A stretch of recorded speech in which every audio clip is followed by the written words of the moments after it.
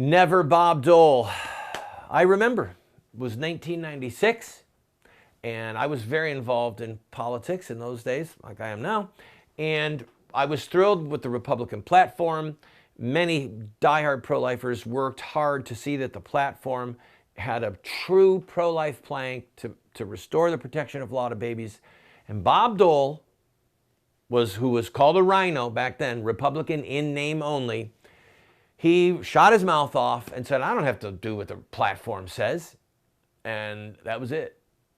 I said, I will not vote for this man. I don't want him to win. He is a traitor. And I think I voted for Alan Keyes that year, if my memory is correct. It's been a while. A lot of water under the bridge, as they say. So I get it, all right? And I did an interview in 2008 where I talked about the fact that McCain, there was a growing number of people that were considering trying to actively deny McCain the White House because of his treachery. I get it.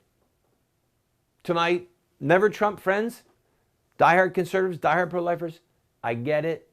I've been there. Okay, so Randall, what's the difference?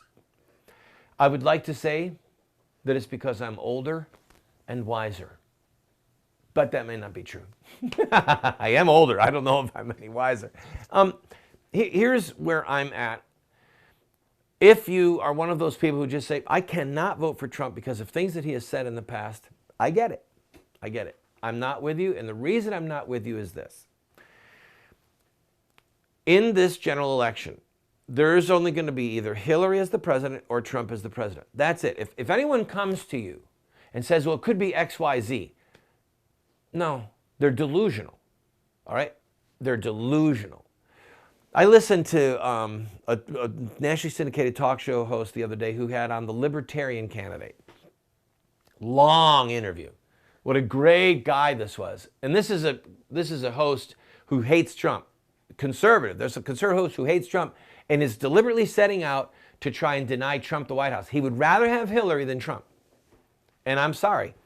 I've been there long enough. We got Clinton. We got Obama. Yeah, Dole betrayed us. Yeah, McCain was a disaster. But Clinton and Obama are and were bigger disasters. Oh, you mean it's about a level of disaster? Yes. Yes, it is. And Christian theology for centuries has allowed for that. Mitigating circumstances. I don't want evil. What I want to do is mitigate the impact of evil. So let's talk for just a minute about what Trump has said in the past and his flip-flops and what it means for us in this election. Hillary has made clear she wants to limit our Second Amendment rights. She wants to kowtow to the homosexual and transgender agenda. She is maniacally committed to the murder of babies by abortion. All right? This list is not in an ethical order. She has shown sympathy towards this insane Target decision, the store about who goes to what bathrooms. She has stood by her husband through all of his insanity. She was a disaster in Libya. Will not even use the words Muslim terrorist. Okay? And her efforts to overthrow Gaddafi enabled ISIS to have a huge swath of land and oil money, a terrorist training ground in Libya. Okay? So go down through this list. Let's assume that 10 years ago, Trump agreed with her on all these things. So if today it was head-to-head, and he said these things, and this is what I still believe, and she said this is what I believe, then you're dealing with the same person. But suddenly Trump comes along and says, let's eliminate, or rather, let's protect our Second Amendment.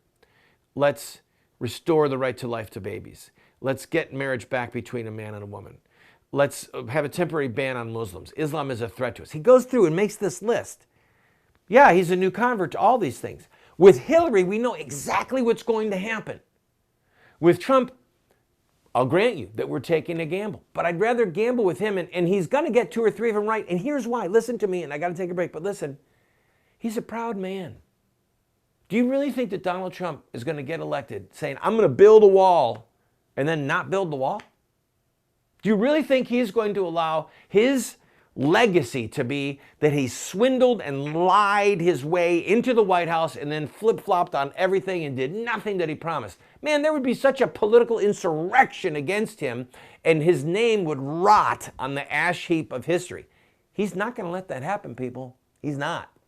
And so for that reason, I'm interested in supporting Trump, because we know what we're going to get with Hillary.